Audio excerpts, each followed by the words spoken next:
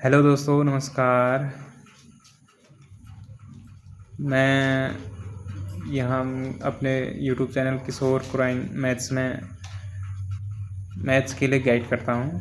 इससे पहले मैंने 3 लेक्चर अपलोड किए हैं। तो देखो, मैंने उसमें शुरू तो अभी एडवांस मैथ्स से किया है, ट्रिग्नोमेट्री से। देखो, बेसिकली मैथ्स क्या होती है ना, हमें सबसे पहले मैथ्स में छोटी छोटी चीज़ें आनी चाहिए। जैसे हमें जोड़ना आ गया, जोड़ना हमें बहुत अच्छे तरीके से आना चाहिए, घटाना हमें बहुत अच्छे तरीके से आना चाहिए, गुणा हमें, मल्टीप्लाई हमें बहुत अच्छे से आना चाहिए, भाग हमें बहुत अच्छे से तरीके से आना चाहिए। और एक चीज़ और है जो इन चीज़ों के बाद आता है, स्क्वायर क्यूब। स्क्वायर क्यूब तो 100% हमें आने चाहिए। स्क्वायर समझ लो कि 40-50 तक तो स्क्वायर आने चाहिए, और क्यूब मान लो 30 से 35 तो क्यूब लगभग आने चाहिए।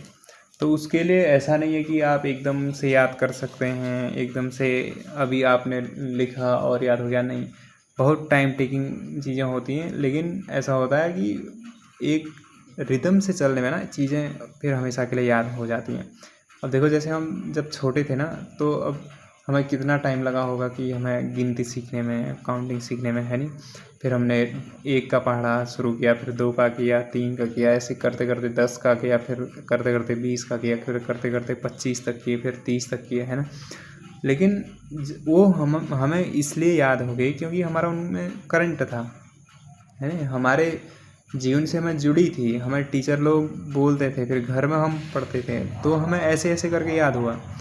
अब देखो, जब लोग बड़ी परीक्षाओं की तैयारी करते हैं तो उनका भी करंट रहता है, लेकिन अब यहाँ हमें कोई गाइड करने वाला नहीं है। अब हमें यहाँ खुद अपनी जिम्मेदारी उठानी पड़ती है, तो इसलिए हमें उसके करंट में रहना चाहिए। तो मैं यही कहूँगा कि आपको, अगर आप किसी भी एग्ज़ाम की तैयारी कर रहे हैं, चाहे आप एग्ज़ाम की तैयारी करना ज़रूरी नहीं है, आप 10th में हैं, आप 12th में हैं, आप 9th में हैं, आप 8th में हैं, तो बेसिकली हमारी ये रिस्पॉन्सिबिलिटी बनती है कि हमें 40 से 50 तक स्क्वायर और क्यूब ज़रूर याद होने चाहिए। ये बेसिक रिक्वायरमेंट है आज की। कहीं भी एक अपना ऑरा, एक ओहदा बढ़ जाता है इससे, अगर माना कभी ऐसे में। तो अभी जैसे मैंने इसमें ट्रिग्नोमेट्री एडवांस मैथ स्टार्ट कर रखा है, तो ये डरने वाली बात नहीं है। एडवांस मैथ है, ये है, बहुत हाई लेवल है। अरे हाई लेवल कुछ नहीं होता। जो हमारे साथ में बैठते हैं परीक्षा देने, एग्ज़ाम हॉल में जो बैठते हैं, वो भी तो हम ही जैसे होते हैं। अब हमने 9th में पढ़ा, 10th में पढ़ा, अब उसके बाद हमारा टच छूट गया तो क्या हुआ, हम दोबारा भी तो उसको शुरू कर सकते हैं। लेकिन अब हम जब शुरू करेंगे तो हम, ऐसा नहीं है कि हमें कुछ नहीं आएगा, कहीं ना कहीं सबकॉन्शियस माइंड में वो हमारा फिट रहेगा कि हमने हाँ 8th में अच्छा ये पढ़ा था, हाँ 9th में हमने यहाँ ये पढ़ा था, 10th में हाँ हमने ये पढ़ा था, है नहीं। ऐसा है। तो अभी मैंने इसमें ट्रिग्नोमेट्री स्टार्ट कर रखी है, 3 लेक्चर उसमें अपलोड किए हैं, आज चौथा लेक्चर अपलोड करने की सोच रहा हूँ। और मैं बहुत आज बेसिक से बताऊँगा तुम्हें कि ट्रिग्नोमेट्री क्या होती है करके। ट्रिग्नोमेट्री में बेसिक कॉन्सेप्ट यही है ट्रिग्नोमेट्री का कि सबसे पहले हमें ये सीखना है कि ट्रिग्नोमेट्री है क्या, ट्रिग्नोमेट्री कब काम आती है, ट्रिग्नोमेट्री किस चीज़ के लिए काम आती है, हम क्यों ट्रिग्नोमेट्री को सीखें। तो मेन चीज़ तो यही है कि हमें क्यों सीखने का कारण यही है कि हमें एग्ज़ाम पास करना है, बस। हमें कहीं कोई साइंटिस्ट नहीं बनना है, कहीं कोई रॉकेट लॉन्च नहीं करना है। जो करना है, जिसको करना है, वो बहुत हाई लेवल की मैथ्स होती है, वो यहाँ की मैथ्स नहीं आती है। तो देखो, क्यों करना है का कारण हो गया, लेकिन अब हमें इसमें पढ़ना क्या है, हमें कैसे समझ आएगी, ये जानना बहुत ज़रूरी है। देखो, जो इसका मेन कॉन्सेप्ट होता है ना ट्रिग्नोमेट्री का, इसका मेन कॉन्सेप्ट यही होता है कि राइट एंगल ट्रायंगल, ठीक है। अब इसमें राइट एंगल ट्रायंगल में हमें क्या देखना पड़ता है, इसका बेस क्या है, इसका हाइपोटेनस क्या है, इसका परपेंडिकुलर क्या है, और कब हाइपोटेनस परपेंडिकुलर बन रहा है, कब बेस बन रहा है, कब क्या बन रहा है, कब क्या बन रहा है करके, ठीक है। तो अब और हमेशा एक चीज़ नोट कर लेनी है कि इसमें राइट एंगल ट्रायंगल ही आएगा, समकोण त्रिभुज ही आएगा, इससे दूसरा कोई त्रिभुज नहीं आएगा। मेन कॉन्सेप्ट ये याद रखना है। और इसके लिए भी हमें, और मैं तुम्हें फिर कह रहा हूँ, इसके लिए 40 से 50 तक स्क्वायर और क्यूब ज़रूर याद होने चाहिए, और बिल्कुल याद होने चाहिए, और 30 तक कम से कम आपको टेबल पहाड़े याद होने चाहिए। वो एकदम ऐसे नहीं हो जाएगा अभी आपने लिखे और पूरे रात पढ़े और सुबह को तुम्हें याद हो गया, ऐसे बिल्कुल नहीं होंगे। ये बहुत से लोग कहते हैं कि ऐसा करो वैसा करो, नहीं, ऐसे बिल्कुल नहीं होता है। ये सब चीज़ें टाइम टेकिंग हैं। अगर तुम्हारा टच छूटा है तो, अगर हाँ तुम्हारा टच में है तो हो सकता है तुम्हें याद हो, हमें याद हो, और कुछ भी हो सकता है, ऐसा भी हो सकता है कि याद भी हो तो वेल एंड गुड, नहीं हो तो ये हमें करने पड़ेंगे। अब मेन चीज़ ये है ट्रिग्नोमेट्री में, अब हमें राइट एंगल ट्रायंगल दे रखा होगा, तो अब हमें उसमें दे रखा होगा या तो हाइपोटेनस इतना है, हमें क्वेश्चन क्या आएगा कि भाई एक राइट एंगल ट्रायंगल है, इसका हाइपोटेनस इतना है, बेस इतना है, तो इसका परपेंडिकुलर निकालो। इसका परपेंडिकुलर इतना है, बेस इतना है, हाइपोटेनस निकालो। हाइपोटेनस इतना है, परपेंडिकुलर इतना है, तो बेस निकालो। यही सब निकालने के लिए, और फिर उसके बाद अंदर के एंगल में जाते हैं, बस यही तो ट्रिग्नोमेट्री है। लेकिन ये एक तरीके से है, ये एक रिदम से है, ऐसा नहीं है जैसे ये निकालो वो निकालो, ऐसे नहीं है। लेकिन निकालना यही पड़ता है, लेकिन उसका एक कॉन्सेप्ट होता है, वो कॉन्सेप्ट हमें फॉलो करना पड़ता है। अब ट्रिग्नोमेट्री में क्या है कि हमें जब हमें ट्रिग्नोमेट्री सीखनी पड़ती है, तो हमने कहीं ना कहीं कक्षा 8 में, कक्षा 7 में, शायद स्टैंडर्ड 6 से कक्षा 6 से शायद पाइथागोरस स्टार्ट हो जाता है। हमारा तो लगभग 7-8 से हुआ था। पाइथागोरस थ्योरम वो बड़ी काम की चीज़ है यहाँ पर। अगर हमें ये समझ लो, अगर एक हमें राइट एंगल ट्रायंगल दे रखा है, अब उसमें हमें कहा जा रहा है कि भाई इसका हाइपोटेनस ये है, परपेंडिकुलर ये है, और बेस बताओ, यही सब तो है। तो अब इसको हमें करने के लिए हमें मेन चीज़ पता होनी चाहिए, हमें पाइथागोरस थ्योरम क्या होती है। तो चलो पाइथागोरस थ्योरम सीखते हैं आज। अच्छा देखो, ट्रिग्नोमेट्री में सबसे पहले होगा, अब क्या होता है, जैसे मैंने बोला था आपको राइट एंगल ट्रायंगल ना, माना ये कोई एक राइट एंगल ट्रायंगल है ABC, और इसका कोण भी समकोण है। अब इसमें देखो, अब इसी में हमें देखना है कि इसका बेस क्या है। हमेशा जो ए वाली लाइन होगी, इसको हम बेस कहेंगे, बेस को हम बी से डिनोट करेंगे, ठीक है। पूरा लिखना जरूरी नहीं है। इसको हाइपोटेनस कह देंगे, ठीक है, हाइपोटेनस, और इसको परपेंडिकुलर, ठीक। अब देखो, अब एक चीज़ ये होती है ट्रायंगल में कि उसके जो ये तीनों ये एंगल है ना, तीनों जो कोण है ना, ये इसके जो तीनों कोण है, इन माना इसको ये तो 90 डिग्री हो गया, ठीक है। इसको कोण x मान लो और इसको कोण y मान लो। तो अब इसको क्या लिख सकते हो, 90 degree plus x plus y बराबर 180। अब 180 क्यों लिखना है? 180 इसलिए लिखना है कि किसी भी त्रिभुज के अंदर, किसी भी ट्रायंगल के अंदर तीनों कोणों का योग, तीनों एंगलों को अगर हम जोड़ेंगे तो 180 डिग्री आना चाहिए, आता है। ये एक मेन कॉन्सेप्ट है।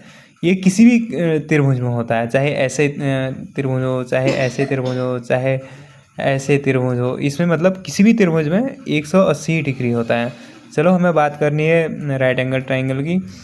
अब मैंने क्या बताया था कि जो हाइपोटेनस होता है ना, जो हाइपोटेनस होता है वो हमेशा जो समकोण है जिधर पे ये राइट एंगल है, जिधर पे इसके सामने वाली भुजा हमेशा हाइपोटेनस होगी,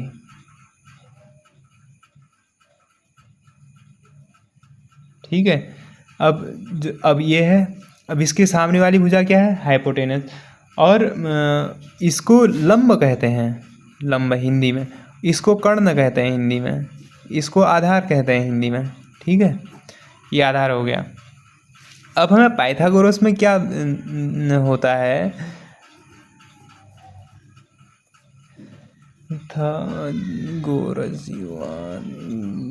थ्योरम। पाइथागोरस थ्योरम क्या कहती है कि जब हम इसका स्क्वायर करें ना, जब हम पाइथागोरस थ्योरम ये कहती है कि अगर हम इसका स्क्वायर करें ना तो ये आना चाहिए इसके स्क्वायर और इसके स्क्वायर के प्लस के बराबर। अब तो हम क्या लिखें? P square plus b square. ये एक मेन कॉन्सेप्ट है। पाइथागोरस थ्योरम ये कहता है कि लंब, जो हमारा लंब होगा ना, लंब का स्क्वायर करो और कर्ण का स्क्वायर करो और आधार का स्क्वायर करो और आधार का स्क्वायर और कर्ण का स्क्वायर जोड़ दो और वो इसके स्क्वायर के बराबर आने चाहिए हमेशा। और यही सबसे फिर एडवांस मैथ में यही सबसे तो जाएंगे। जब तक हमें बेसिक चीज़ें नहीं आएंगी तब तक हम एडवांस में कैसे चले जाएंगे। अब जैसे एक क्वेश्चन है, अगर कोई एक ट्राइंगल है,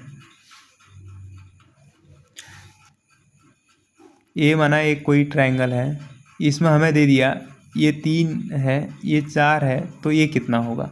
अब हमें वही करना है, इसको H मान लेना है, इसको B मान लेना है और इसको P मान लेना है। ठीक है, अब हमारा कॉन्सेप्ट क्या है कि हाइपोटेनिस का स्क्वायर हाइपोटेनिस के स्क्वायर के बराबर होना चाहिए ये P का स्क्वायर प्लस B का स्क्वायर। ठीक है, अब हाइपोटेनिस का स्क्वायर तो हमें निकालना है, अब हमें ये निकालना है तो हम इसको ऐसे ही कर देंगे। अब P परपेंडिकुलर हमें कितना दे रखा है? हमें अब परपेंडिकुलर 3 दे रखा है, तो अब 3 का स्क्वायर प्लस B हमें दे रखा है 4, तो 4 का स्क्वायर। अब मैंने अभी आपको बोला था कि भाई हमें कम से कम 1 से 40 तक 50 तक हमें स्क्वायर याद होने चाहिए, स्क्वायर याद होने चाहिए। और 1 से 35 से 40 तक लगभग हमें क्यूब भी याद होना चाहिए। ठीक है, तो ये आपकी रिस्पॉन्सिबिलिटी है, ये होने चाहिए। अब इस एज में है कि अब डंडा लेके कोई पीछे नहीं हो सकता है, पीछे नहीं आ सकता आपके या मेरे, तो इसलिए ये हमारी ड्यूटी है। तो अब देखो, अभी तो छोटा है, अब एच स्क्वायर बराबर, अब 3 का स्क्वायर हो जाएगा 9 प्लस 4 का स्क्वायर हो जाएगा 16। अब इसको जोड़ दो, 9 और 16 25, तो एच स्क्वायर बराबर। अब यहाँ एच स्क्वायर है, अब हमें क्या चाहिए? एच। तो अब अगर एच स्क्वायर हमें मिल गया है और यहाँ 25 है, तो अब हम क्या करेंगे कि अगर हमें एच चाहिए ना, तो अब स्क्वायर से अगर यहाँ से स्क्वायर हटाएंगे तो यहाँ रूट लग जाएगा, ये ऐसे स्क्वायर हटा के। नहीं आया समझ में? देखो, अब एच स्क्वायर बराबर 25।